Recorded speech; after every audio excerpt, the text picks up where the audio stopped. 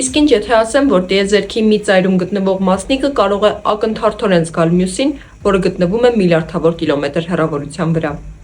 Էյնշտեյնը սա անվանում է սարսափելի ազդեցություն հեռավորության վրա։ Սա քվանտային խճճվածություն է։ Երբ երկու մասնիկ դառնում են խճճված, նրանք դառնում են մեկ ամբողջություն։ Կապ չունի նրանք նույն սենյակում են, թե տարբեր գալակտիկաներում։ Պատկերացրու երկու մետաղադրամ։ Դու մեկը պտտում ես այստեղ, մյուսը Մարսի վրա։ Հենց որ այստեղինը կանգնում է ուղուշի վրա, Մարսի վրայինը նույն վայրկյանին դառնում է գիր։ Ոչ մի ազդանշան, ոչ մի լույսի արագություն։ Դա պարզապես տեղի է ունենում։